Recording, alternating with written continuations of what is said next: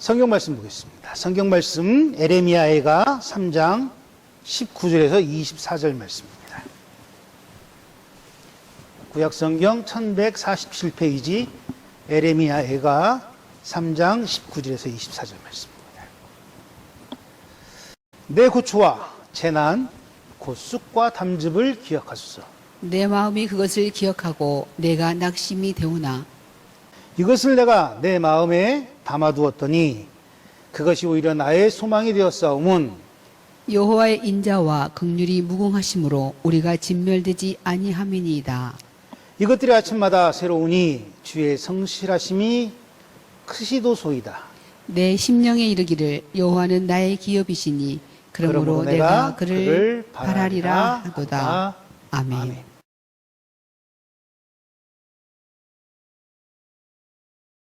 우리가 25년도를 시작하고 벌써 6개월을 맞이하고 있습니다.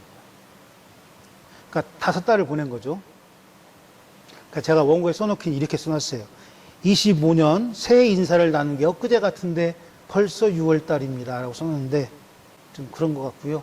아무튼 이제 몇 달 남았죠? 7개월 남았죠? 6월달부터 시작을 해야 되니까 오늘 1일이니까 6, 7, 8, 9, 10, 11, 12.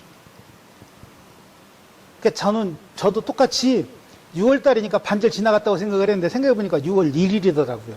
그러니까 7개월 남은 것 같습니다. 지난 5개월을 보면 되게 짜증도 많이 나고 되게 불안하기도 하고 막 되게 화도 나고 막 아무튼 살면서 갖고 있던 모든 감정들이 막 계속 울그락불그락 했던 그런 5개월이었던 것 같습니다. 그래서 예배 시간에 막 12인의 역적들 해가면서 막 써놓기도 했었고, 윤석열이 어땠고, 김건희가 어떻고 막 그런 말을 쓰기도 했었어요. 그랬는데 그 이유 중 그거를 어느 분이 저한테 그러더라고요. 너무 정치색이 많이 드러난다. 정치색이 드러난 게 아니고요. 아닌 건 아닌 거라고 말씀드리는 거예요. 목사는 여러분들을 힐링시키기 위해서 존재하는 사람들이 아니라니까요. 가지 못하는 사람을 가게 하고 듣지 못하는 사람을 듣게 하는 게 목사예요. 그렇다니까 의학적인 그런 쪽으로만 생각하지 마시고 시대의 눈을 뜨지 못하는 사람은 노예가 될 수밖에 없습니다. 마찬가지예요. 말씀에 눈을 뜨지 못하는 사람은 평생 가야 젖먹일 수밖에 없다라는 거죠. 그래서 목사가 필요한 거예요. 그런데 지난 5월 31일까지, 어저께까지죠? 어저께까지 이제 원고를 준비하면서 그런 생각을 했어요. 만약에 이사야가 이 시대를 살았다면, 만약에 다윗이 이 시대를 살았다면, 제가 성경인물 중에 존경하는? 좀 그런가요? 아무튼, 제 삶의 시간에서도 많이 이렇게 담고 싶어 하는 선지자 중에 이사야와 에레미야가 있습니다. 근데 두 사람은 되게 상반된 사람이에요. 마치 세례 요한과 스데반 집사 같은 사람이 이사야와 에레미야 같은 사람의 성격을 나타냅니다. 무슨 얘기냐면 한 사람은 굉장히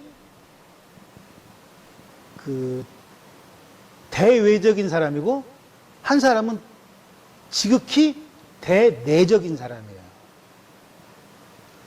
그러니까 외형적인 것과 내형적인 거라 그래서 어떤 사역이 달라지는 건 아닌데 한 사람은 끌고 가는 힘이 강했던 사람, 한 부류는 다른 한 사람은 그들을 위해 끊임없이 이야기하면서도 그들과 함께 살아가며 호흡하고 기도하며 그들을 돌이키기 위해 애썼던 사람.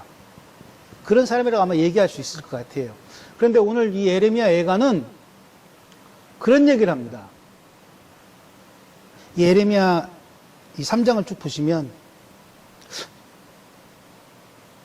지금 현재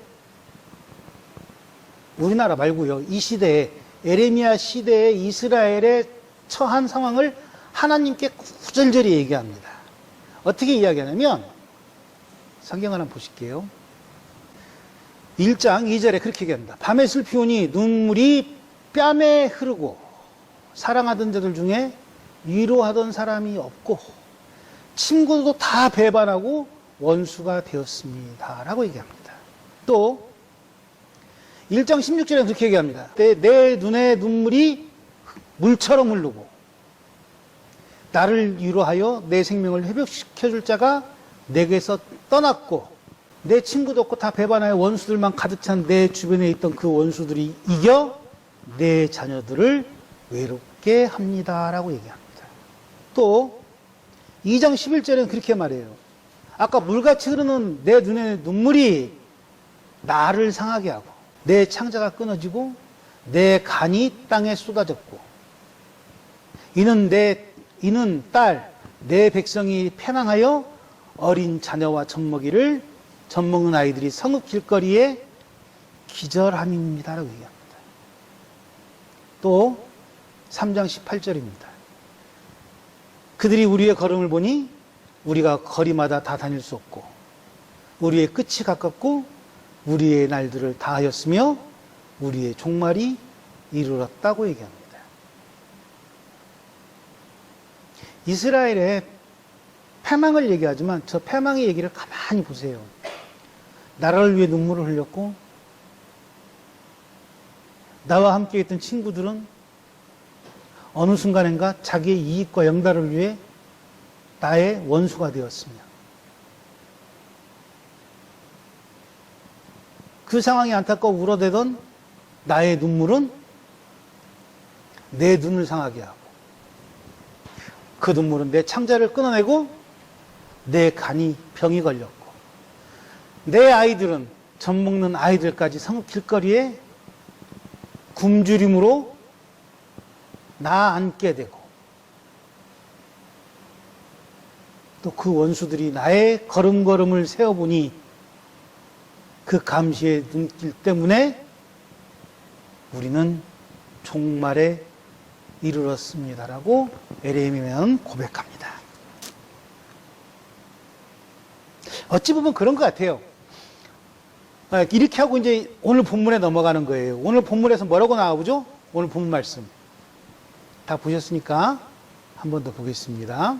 그래서 19절 말씀이 나오는 거예요. 내 고초와 재난, 곧 내 고초와 재난은 쑥과 담즙처럼 쓰다고 얘기하는 거예요. 내 마음이 그것을 기억하고 내가 낙심했다라고 얘기합니다. 20절까지. 그러니까 쉽게 얘기해서 3장 20절까지 이스라엘이 겪어야 된, 에레미야가 겪고 있는 이스라엘의 아픔과 이스라엘의 슬픔에 대해 하나님께 토로하는 거예요. 이렇게 우리가 망해가고 있는데 하나님은 왜 잠잠히 계십니까? 하나님, 우리가 어떻게 해야 살 수 있습니까? 라고 지금 에레미야는 얘기하는 겁니다. 작년 12월 3일을 전후로 해서 제가 날짜를 잘 외우질 못해요. 제가 국사 시간에도 연도와 날짜를 잘 못 외워 항상 힘들어 했는데 윤석열이는 참 그걸 고맙게도 한 번에 해결을 해줬어요. 12월 23일 날, 12월 3일 날 쿠데타를 일으키고 50일째 되는 날 뭐가 되죠? 파면이 되죠. 이게 국사를 배우는 친구들 앞으로 되게 쉬울 것 같아요. 윤석열이만큼은. 그 얘기를 하고 싶은 게 아니라 그 내란의 밤을 지나, 사실은 내란의 밤이 아니죠. 20대 대통령을 시작하는 그날, 아무튼 5월 며칠 날 시작을 해서 나라가 점점 부패하는 게 아니라 밑둥이를 잘라져가는, 서서히 썩어가는 게 아니라 확실하게 도끼질을 해서 잘라내고 있는 나라의 그 존폐를 보며 눈물을 흘릴 수밖에 없었고, 예배 시간마다 그래서 더 많이 부르짖을 수밖에 없었거든요. 그래서 사람들은 얘기합니다. 그게 무슨 상관이냐고, 나하고. 그런데 어느 순간 지나 보니까 이제 3년 지나서 이제 3년 됐죠. 5월 달이었으니까. 3년 딱 지나고 이제 6월 달 되는 순간 우리가 이제 다시 새로운 대통령을 선출하는 그 시간이 됐을 때 여러분들의 삶은 어떻습니까? 취임하던 그때 그 사람을 보는 눈과 이제 내란을 일으켜 대통령이 아닌 마치 판단력도 없는 사람과 같은 그 희죽거리한 모습에 저 사람을 볼 때 어떤 생각을 가지세요? 저의 한 행동은 잊어버리고 그의 지금 행색만을 바라보며 불쌍하다고 생각하십니까? 아니면 분명히 공과 사를 구분해야 된다고 생각하십니까? 코로나로 아무리 힘들었어도 우리는 오징어 한 마리 얼마에 사는지 아십니까? 생오징어, 생물? 생물 오징어가 그때 당시에는 1,000원, 2,000원이었어요. 한 마리에. 냉동. 뭐 산 오징어 말고, 회쳐 먹는 거 말고. 근데 지금 오징어가 얼마인지 아세요? 혹시? 2마리에 10,000원이에요. 3,000만 원짜리 백을 받는 그 이사벨 같은 여자의 행동 하나로 나라의 세금을 캄보디아에 갖다 퍼붓고, 지네 집 헛간 짓는 데에 퍼붓고, 가방 바꾸는 데 퍼붓는 동안에 오징어 2마리 10,000원인 나라가 됐습니다. 그런데 우린 얘기합니다. 아직 상관없다고. 예레미야가 얘기합니다. 나와 함께 이야기하던, 나와 함께 가던 나의 친구들은 이제 내 원수가 되었습니다. 일제시대 때 그랬대잖아요. 일제에 앞제비 노릇하는 사람들에게 물어보면 그들이 하는 흔한 대답이 뭐였다고요? 해방이 될 줄 몰랐다고요. 평생 이렇게 살 줄 알았다고요. 그러니 나와 내 가족을 위해서 나는 그렇게 행동할 수밖에 없었다고 얘기합니다.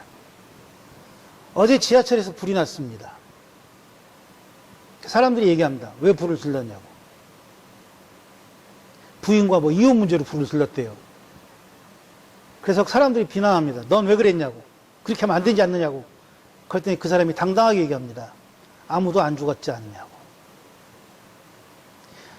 쿠데타를 일으켰던 날 그를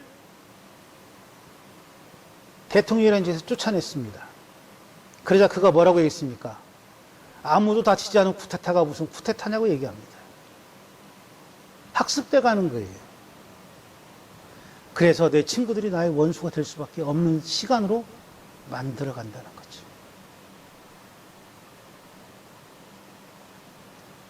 그래서 점점 시대를 보는 사람, 공의와 정의를 아는 사람들은 담즙을 먹는 것과 같고 쑥물을 먹는 것 같은 심정으로 기도할 수밖에 없는 거예요. 목사들이 모인 방에 단톡방이 있습니다. 목사들은 불문율이 있어요. 적어도 목사들이 모인 방에는 정치색을 드러내지 않습니다. 왜냐하면 우리에겐 정치가 아닌 복음이 먼저니까. 그런데 어느 순간인가 거기에 정치색을 드러내기 시작하는 거예요. 그 불문율을 깨는 거예요. 왜? 왜 깰까요? 내 할당이거든요. 하루 6만 원짜리 그 1급을 받기 위해서 여기저기 퍼날르는 그 쓰레기 같은 거를 목사임에도 불구하고 퍼날르는 거예요. 그리고 그 시대적 소명이라고 말합니다. 예레미야는 말합니다. 이 썩어 빠진 생각들 때문에 내 눈의 눈물은 마를 날이 없고 내 눈의 눈물은 물같이 흐르고 그 눈물로 인해 내 눈은 고장이 났다고 고백하는 거잖아요. 시대를 보는 그리스도인은 지금 예레미야처럼 온 몸이 다 골병이 들었다니까요. 시대를 보지 못하고 원수 되기를 원하는 사람, 발걸음의 숫자를 세며 감시하기를 원하는 사람, 해방이 될지 몰라 일본의 앞잡이를 했던 그 순사와 같은 짓을 해대는 일부 목사들은 지금도 그 4만 원짜리 일당을 위해 목숨을 걸고 퍼날르기 시작합니다. 리박스쿨이라고요? 이런. 그리고 그게 설교 시간에 나와야 될 얘기입니까? 설교 시간에 왜 정치를 얘기해요? 윤석열이 얘기하고 이재명이 얘기하면 다 정치입니까? 분명히 아세요. 그건 정치가 아니에요. 어느 길이 바른 길인지 어느 길이 틀린 길인지 다른 길이 아니에요. 옳고 그름으로 보는 거예요. 그걸 구분해줄 줄 아는 게 목사여야 된다니까요.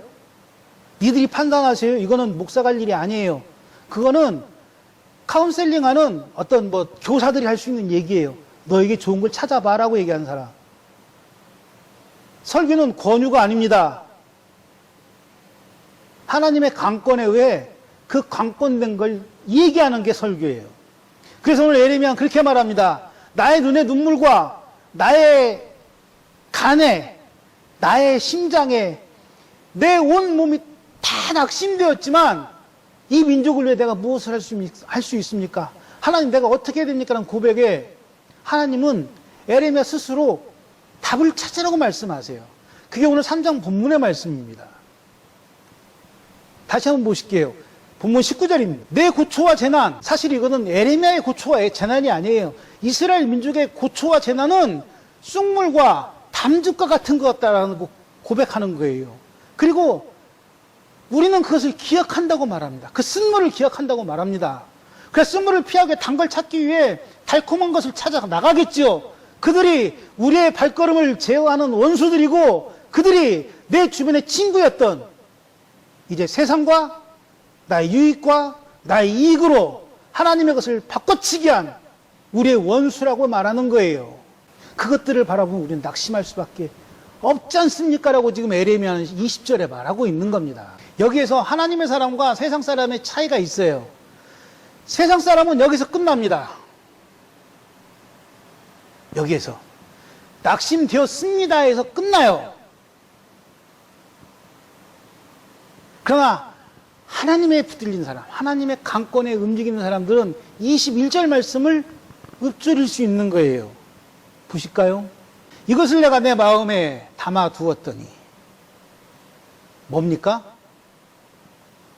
소망 없는, 희망 없는 쑥과 담즙과 같은 정말 안 좋은 기억들이 내 마음에 있었음에도 불구하고 그것은 내게 어떻게 됐다고요? 나의 소망이 되었사오문이라고 얘기합니다. 세상은 우리에게 가끔 달콤함을 줍니다. 세상은 가끔 우리에게 희망을 주기도 해요. 그래가지고 우리가 막 뭔가를 막 바라고 원하고 가장 쉬운 예가 뭐죠? 로또. 로또에 막 당첨되고 막 몇십억을 받기도 해요. 언젠가 그 유튜브가 아니라 뭐죠? 그거? 유머집인가? 거기서 읽은 글인데 어떤 사람이 로또가 됐답니다. 그래가지고 회사에다 사표를 딱 썼대요. 자기를 가장 괴롭히는 상사에게 사표를 탁 던지면서 나 이제 안 해! 그리고 딱 나왔대요. 근데 그 주에 로또가 된 사람이 40명이었답니다. 그러니까 딴 사람들은 20억, 30억, 100억도 받아가는 로또를 이 사람은 4억인가 5억인가 밖에 못 받았대요. 근데 자기가 다닌 직장의 연봉이 5억이랍니다. 손해일까요? 아닐까요? 세상은 우리에게 그렇게 딱 접근한다니까요. 달콤함으로 우리의 모든 것들을 버리게 만들 때가 있어요. 잠깐의 만족으로 우리가 세상을 다 얻은 것처럼 착각하게 만들 때가 있어요. 그런데 우리는 그거를 전부인 걸로 오해합니다. 그리고 그것이 존재함으로 인해 내 뒤에 이제 다시는 어려움이 오지 않을 거라고 우리는 스스로 탑을 쌓아놔요. 왜? 그것만 보기 때문에. 쑥과 담즙은 기억하지 않고 지금 나의 앞에 있는 달콤함만 기억하기 때문에 그것만 내 걸로 취하는 거예요. 취해서 선택한다는 거죠. 골라서.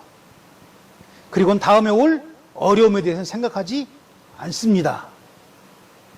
그런데 한번 잘 생각해 보세요. 해가 언제 떠 있는지 아십니까? 해가 언제 떠 있을까요? 하루 종일 떠 있습니까? 아니면 12시간만 떠 있습니까? 12시간 떠 있습니까? 내가 서 있는 위치에서 볼 땐 12시간이겠죠. 아닙니까? 지구로 볼 때 어때요? 한 바퀴 자전을 하면 내가 사는 땅 반대쪽에 있는 사람은 그 해를 또 보게 되는 거죠. 그 해가, 지금 뜬 이 해가, 잘 생각하세요. 지금도 상당히 좀 어려울 수 있으니까. 지금 뜬 이 해가 나와 정반대 지구 땅에 사는 사람의 해와 다른 해입니까? 같은 해입니까? 해가 졌다 그래서 그 해가 새롭게 뜨는 해입니까? 아니면 원래 그 자리에 있던 해입니까? 이게 하나님의 지속성이에요. 지금 에레미야가 말하는 것처럼 에레미야, 에가라고 그 슬픔의 성경을 기록한 이 시대에 에레미야가 말하는 것처럼 하나님은 왜 이렇습니까? 라고 하는 그 시간에도 하나님은 어떻다고요? 이스라엘 백성을 사랑하심을 지속적으로 드러내고 계시는 거예요. 그래서 21절 말씀에 고백이 나올 수 있는 거예요. 그런데 우리는 그 21절 말씀을 굉장히 착각합니다. 기쁜 일이 있을 때만 사용하는 거라고 착각을 해요. 즐거운 일을 주실 때에만 하나님은 내게 존재하는 분이라고 우리는 스스로 탑을 만들어 가잖아요.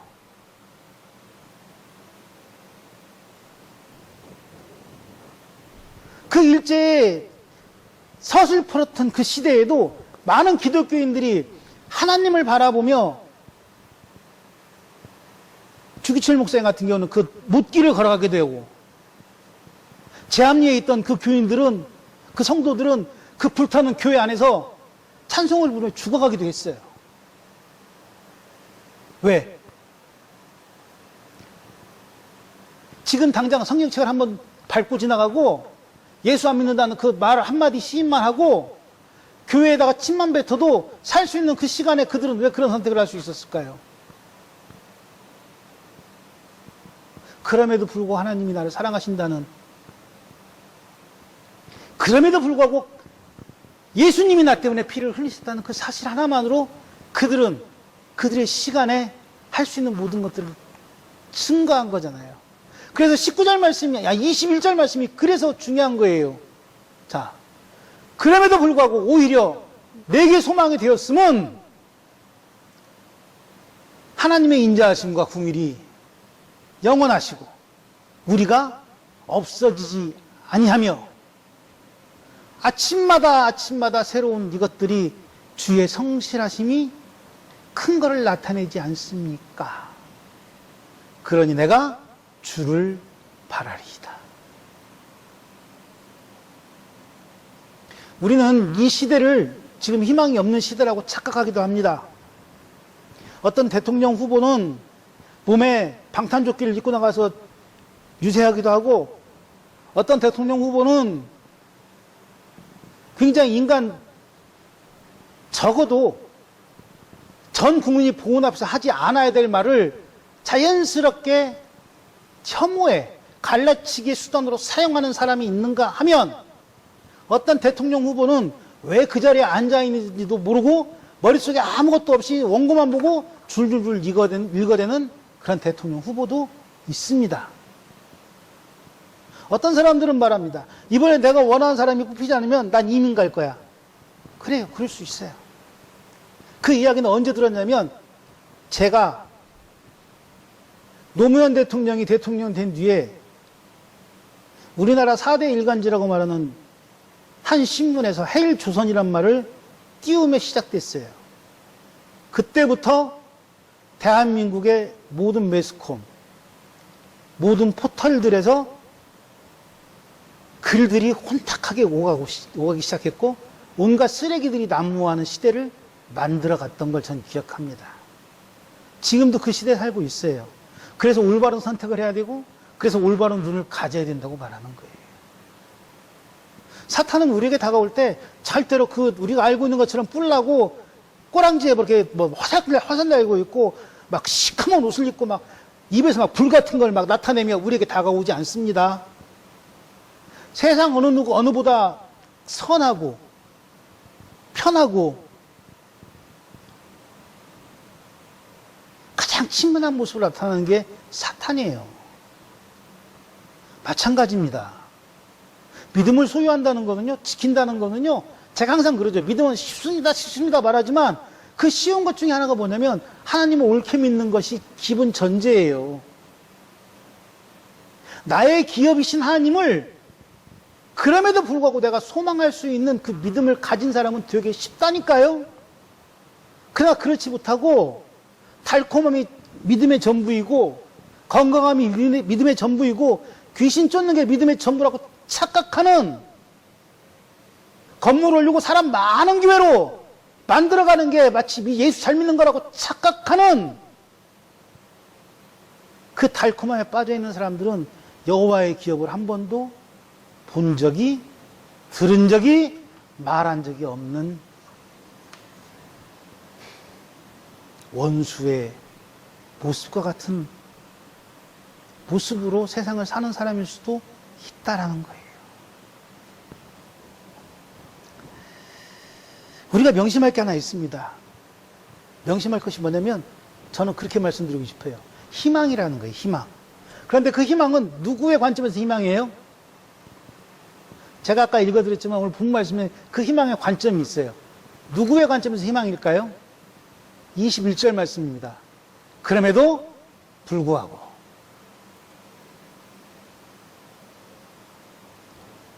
오히려 이 어려움이 나의 소망이 되었으면. 다시 보실까요?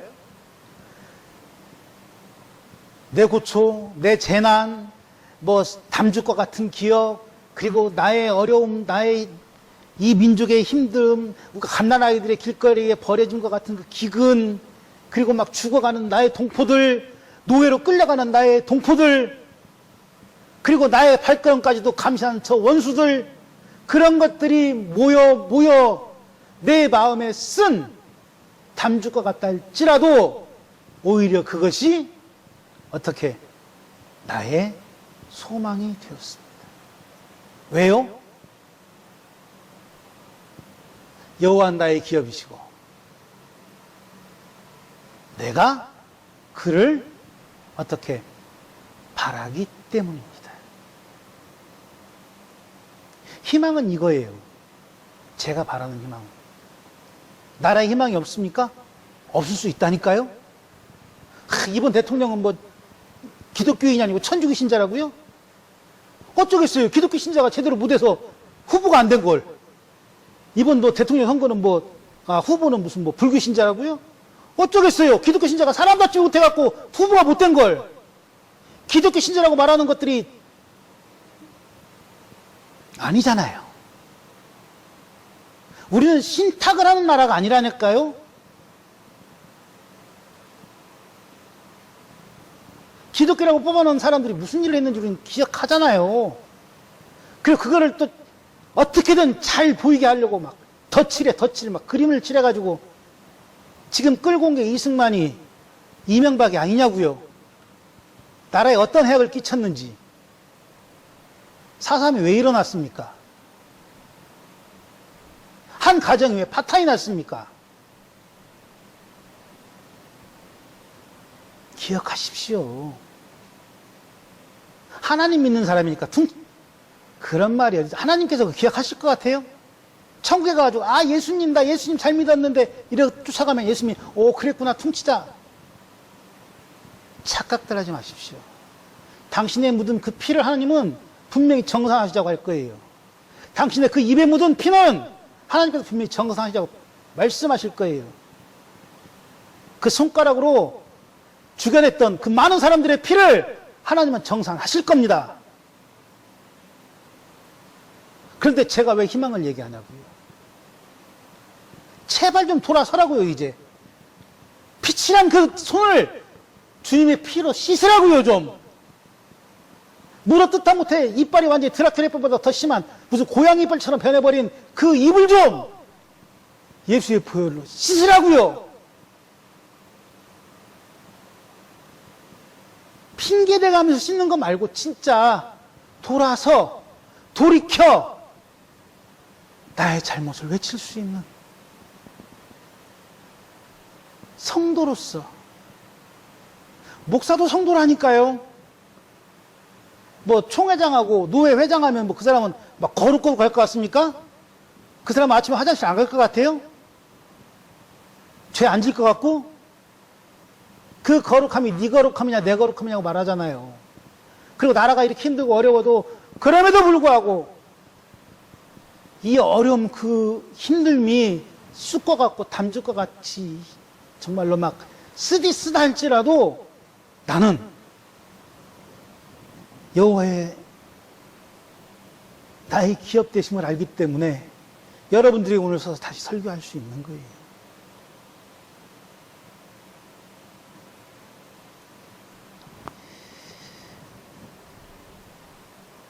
우리가 밤새 울고 밤새 슬퍼하고 애통해하고 막 나라를 위해 살려달라고 막 기도하고 그 기도하는 것이 나라가 힘들 때는 하나로 탁 모아지기 쉬워요. 공동의 적이 있으면. 그래서 일제시대 때는 되게 간절할 수 있는 것이 하나로 모여줄 수 있었습니다. 그리고 모일 때 정말 그 우리 가을철에 추수할 때 곡식을 추수할 때 뭐라도 뭐 이렇게 빗자루라도 데려다가 일하고 싶다 그러잖아요. 일손이 딸리니까. 그런 마음으로 사람이 조금만 모이기만 하면 서로 모여서 인정해 주던 것이 이단들의 사회에 침투하는 시작점이 됐던 거잖아요. 정광훈이 같은 애들이 왜 힘이 됐습니까? 자, 희망이란 건 그래서 왜 중요한 거에 대해서 말씀을 드린 거예요. 희망은 내가 절망 가운데 갖는 소망이에요.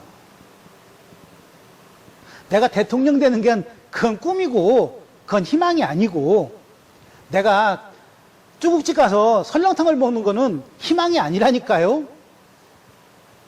그렇지 않습니까? 중국집에 갔는데 설렁탕 안 준다고 막 상 뒤집어엎고 그러면 어떻게 돼요? 영업방해가 되는 거잖아요. 영업방해. 우리가 흔한 말로 진상이잖아요. 진상. 하나님 나라의 사람이 하나님 나라에서 하나님의 나라를 구하는 건 당연한 거잖아요. 그런데 왜 하나님 나라의 사람으로 살면서 자꾸 세상 것을 구하냐고요. 그걸 다른 말로 뭐라 그런다고요? 진상. 그 진상을 저는 교인이라고 표현하는 거예요. 교인이라고. 몸은 교회 예배당에 있지만 소망은 세상에 있는 사람들. 희망은 교회, 이게 목사로서 희망을 말하는 겁니다. 착각 따라하지 마시고, 여기다 이상하게 댓글 달지 마시고, 희망은 하나님의 기업임을, 하나님이 나의 기업임을 인정하는 게 희망의 시작이에요. 나의 발걸음을 날마다 인도하신 하나님, 그 하나님이 어떤 하나님이라고요? 내 평생에 비가 오거나 눈이 오거나 태풍이 불거나 지진이 나거나 항상 태양으로 계신 것처럼 해가 떠 있는 것처럼 나의 삶을 지켜주시는 그 하나님을 인정할 때의 기업으로 하나님을 인정할 수 있는 거예요. 하루 종일 비가 온다 해서 태양이 갑자기 사라집니까? 그 자리에 있잖아요. 그 사이에 뭐가 껴서? 구름이 껴서 못 보는 것 뿐이잖아요. 희망은 이런 거라니까요. 그 건너에 하나님을 보는 게 희망이에요. 내 앞에 정구를 보는 게 희망이 아니고. 그래서 에레미야는 이 슬픔에 에레미야 애가를 씀에도 불구하고 오늘 본문 말씀과 같은 이야기를 하는 거예요. 내가 바라는 하나님. 이 슬픔과 이 애통함과 이 간절함 속에서도 정말 버려질 수밖에 없는 나의 위치임에도 불구하고 내가 하나님을 바라는 이유는 나의 기업이신 하나님. 내가 그 하나님을 바라보겠습니다. 이제 이틀 후면 새로운 대통령이 뽑힙니다. 저는 이 설교 말씀 준비하면서 그렇게 얘기하고 싶어요. 하나님은 그 우상과 그 미신과 그 점사들 속에서도 우리를 지켜주셨고, 우리를 보호하셨고, 그 밑둥이를 다 잘라내고, 밑둥이를 갉아먹고, 나라의 진짜 존폐의 위기에 가는 그 어려운 상황 속에서도 등을 돌리시거나 눈을 감지 않으시고 지금껏 지켜주셨음을 저는 감사해요. 그리고 이제 현혹되지 않고 이제 잘못 보지 않는 그 사람들에 의해 정말 올바른 민주주의가 무엇이고 올바른 나의 나라 대한민국 사람임을 자랑스러워하는 사람들이 선출한 대통령, 그 대통령과 함께 다시 시작하는 21대의 대통령의 임기가 3년, 10년, 30년 뒤로 후퇴시킨 이 나라의 민주화, 이 나라의 경제권, 이 나라의 위상을 다시 세울 수 있는 나라로, 그럼에도 불구하고 희망으로 저는 나라를 볼 수 있습니다. 여러분들도 희망을 가지시고 이제 시작될 나라, 그리고 앞으로 우리가 살아갈 나라, 그리고 우리 아이들이 살아갈 나라에 대해 믿는 사람답게 나의 기업 되신 하나님께 더 바라며 더 기도하고 뒤에서 든든히 나라를 받쳐주시는 저와 여러분들 되시기를 주님으로 축원합니다. 기도하겠습니다.